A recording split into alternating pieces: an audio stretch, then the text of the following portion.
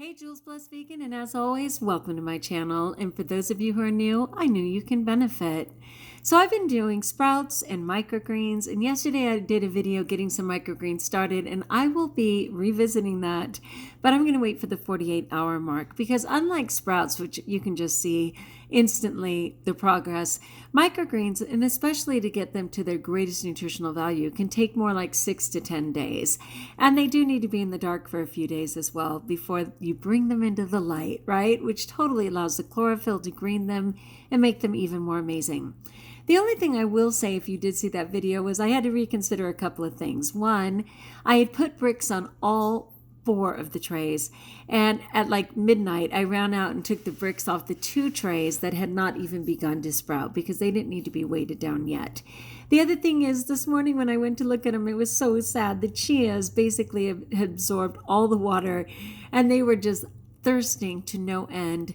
And I think that was true for all of them. So I went ahead and put some water in all of them, just up to the medium, again, which is that organic paper towel, just to keep it wet.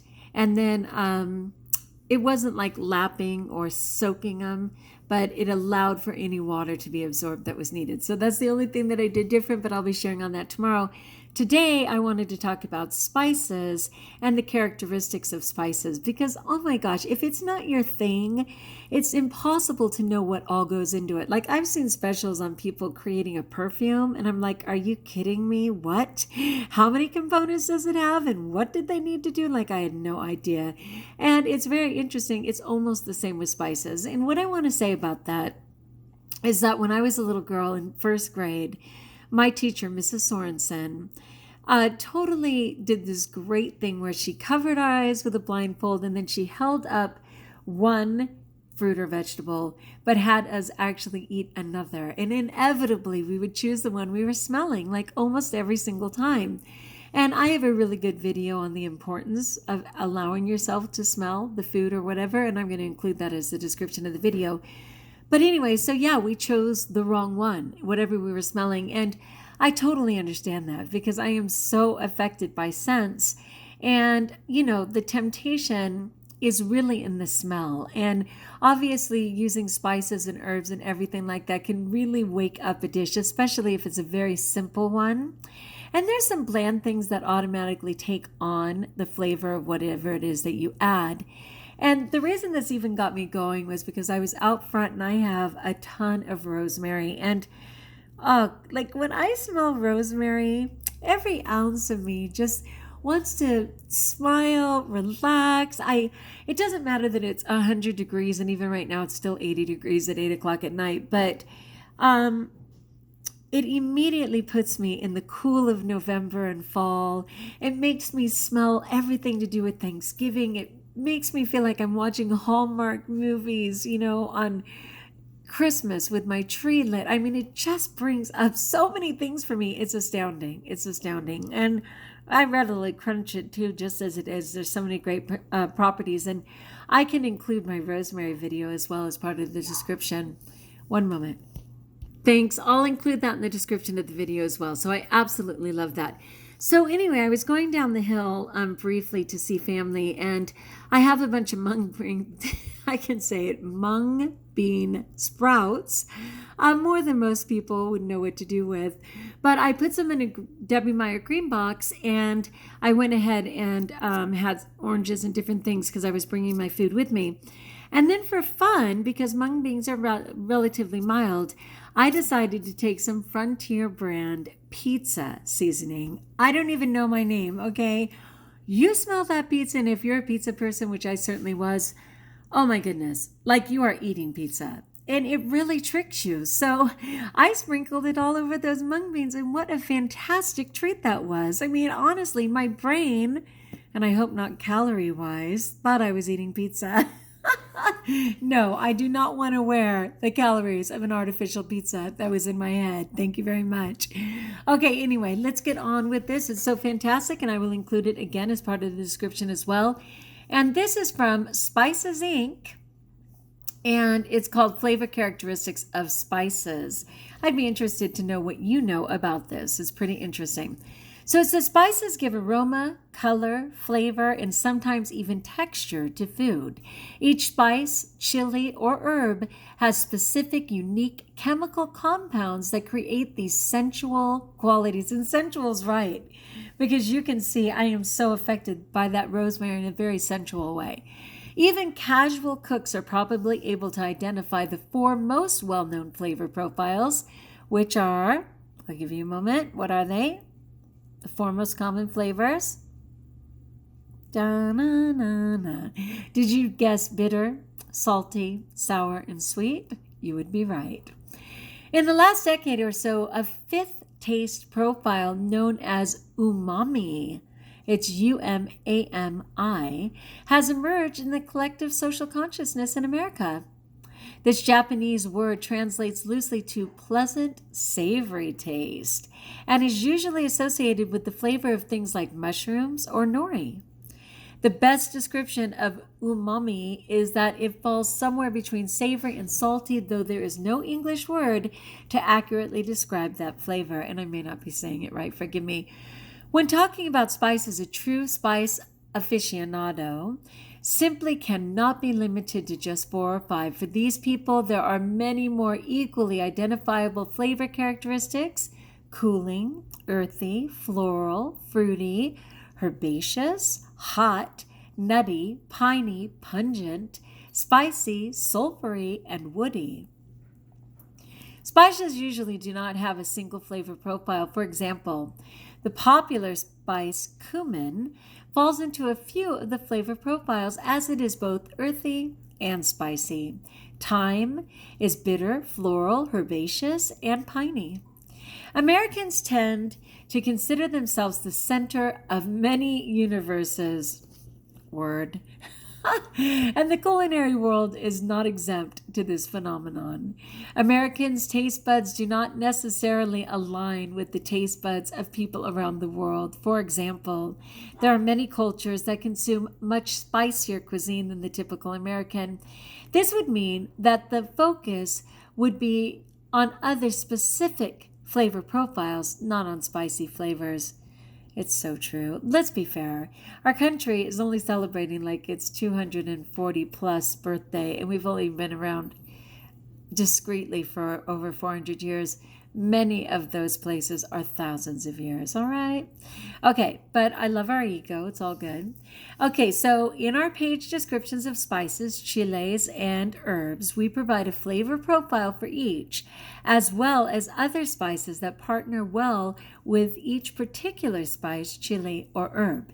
For these profiles, we try to be as encompassing as possible, though we are American, and the American palate is really all we know. So bear with us. I love that. So let me go back a second. This is called Spices Inc. It was established just in 2008, but they're very proud, and it looks great. And of course, it's a place that you could order your spices if you don't have a place already. Okay, so this is the sensory characteristics of spices. Below you will find the 15. Can you believe it? That's what I mean. Like, unless it's your expertise, who would even think that there's 15 commonly used sensory characteristics when describing the flavors and aroma profiles of spices? Saltiness is not included, simply because the salty flavor does not come from an individual spice in any capacity. That's super interesting to me. Okay, so first of all, bitter. Bitterness alone is not a good flavor for humans, who are especially sensitive to it. Bitter flavors are usually considered an acquired taste, and they are present in coffee, chocolates, and beer. Most vegetables contain at least a little bit of bitterness, especially when they are consumed raw. Of course, right? Some spices that are considered bitter are anjuain, which is Ajwain. I don't know, sorry.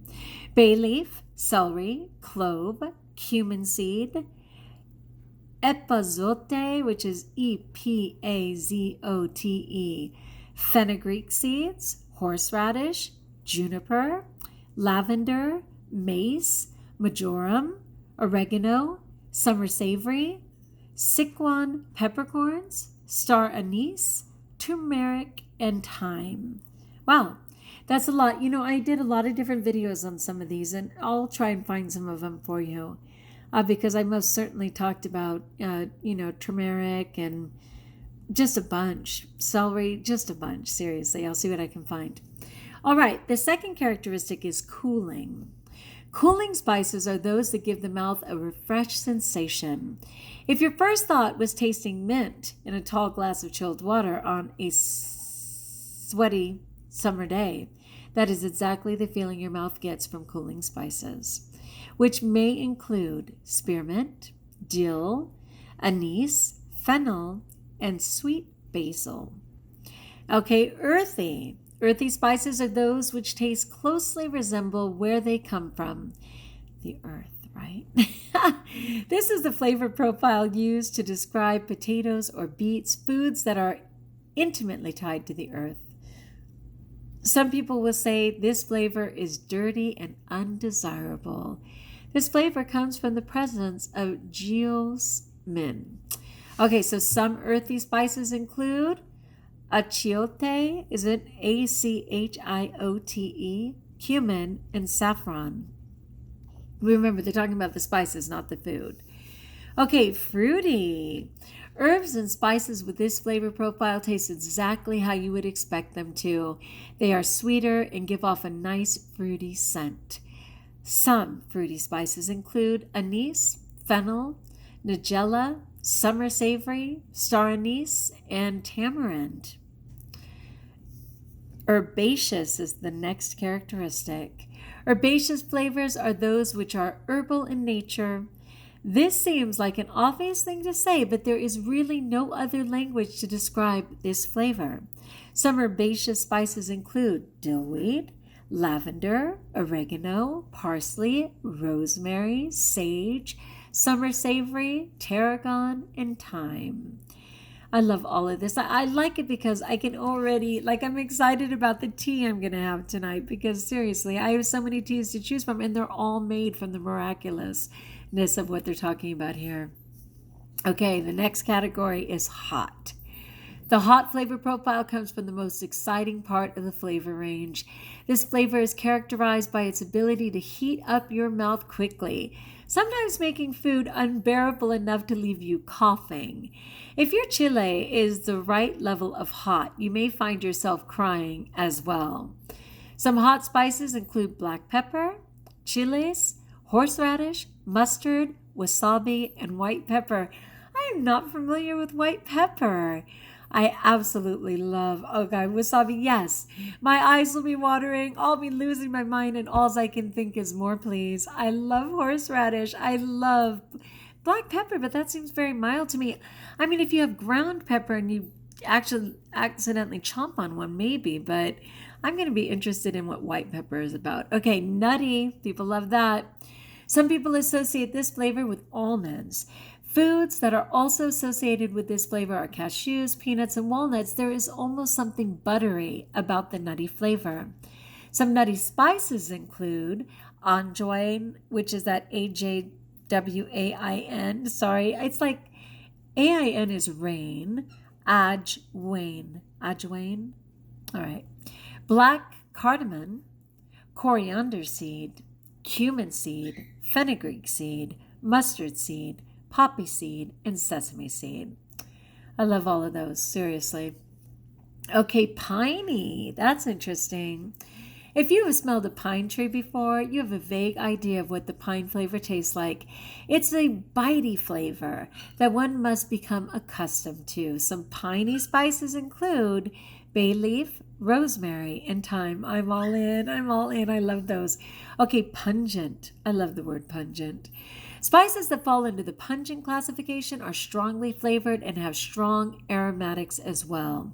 Some pungent spices include allspice. I love that. I didn't even know, I thought allspice was a combination of everything. Allspice, right? I didn't know that it was something. Epazote, which again is Epazote, garlic, ginger, grains of paradise, not familiar, horseradish, marjoram, mustard, onion, paprika, spearmint, star anise, wasabi, and dill seeds. I pretty much like all of those, seriously. On paprika, I like smoked paprika, and that's another one I can really put on anything, and suddenly it turns a very mild salad into like a phenomenal hearty meal. Okay, sour. Sour flavors make your mouth pucker. You will find that sour flavors may make you salivate more than usual, and they can be found complimenting. They can be found, I think, complimenting. Forgive me, let me see. And they can be found complementing sweet foods quite nicely. I think it's found. It's a typo. Okay, so they can be found complementing sweet foods quite nicely. Oh, yeah. Like for me, I'm always heat with the sweet. I'm like sour with the sweet. Like I love the contrast. So some sour spices include amchur, sumac, and tamarind. All right, spicy. I'm a spicy girl. Foods and spices thought to be spicy give a nice burst of strong flavor. Spicy food is often intense, though short-lived. Some spicy spices include bay leaf, cassia, cinnamon. Oh, you're not kidding. Oh, I just love that. Cloves, coriander, cumin, curry leaf, ginger, marjoram, and nutmeg. Love it. How about this one? Sulfury. I'm familiar. This flavor profile is hard to describe. Some would say it has an almost egg-like taste to it, but that's not quite it. The sulfury flavor profile is arguably the most associated with scent over taste, which makes sense because your sense of taste and smell are intimately linked. Some sulfury spices include asafoetida, which is Asafoetida, chives, garlic, and onion. Wow, so interesting. I wouldn't have thought those were called sulfury. Okay, sweet. This flavor is defined by how much sugar our tongue can discern in a food. Usually sweet foods are paired with sour or salty foods. The contrasting flavors are pleasing to the human tongue and gives our brain a pleasing chemical reaction. Some sweet spices include allspice, anise, caraway, cassia cinnamon, chervil, cloves, dill seed, fennel, green cardamom, nutmeg, poppy seed, sesame seed, star anise, granulated honey, and granulated molasses. That's interesting that those are considered spices, the honey and molasses. That's a surprise to me. Okay, woody. Woody flavors are those that taste vaguely like wood. Sometimes you will find coffee being described as woody, especially if the coffee beans are especially aged. Some woody spices include cardamom, Ceylon cinnamon, cloves, juniper, lavender, rosemary, and Sichuan peppercorns. Spices also have secondary functions, like in medicine and preservatives, though our focus has always been exclusively about their culinary uses. These flavor profiles, as well as the accompanying examples of spices, have hopefully been able to give you a little bit more of an understanding about the food you eat. The human palate is an amazing thing with its ability to taste some flavors at 1 part per billion. So get out there and enjoy that. Amen. And then it just says what they have, like beautiful turmeric, Mediterranean oregano, saffron, Mediterranean thyme, sweet basil. And their prices look good too. I don't know if this is bulk, but you may have your people already. But it's a good one. I hope you enjoyed learning about some of that. I certainly enjoyed my rosemary, which I sadly lost. But I did enjoy it for the moment, and I will get back to you on, of course, the microgreens. So thanks for stopping in. Like if you like, join us if you haven't, subscribe. Let me know in the comments below how I may support you. And most importantly, know that you are blessed.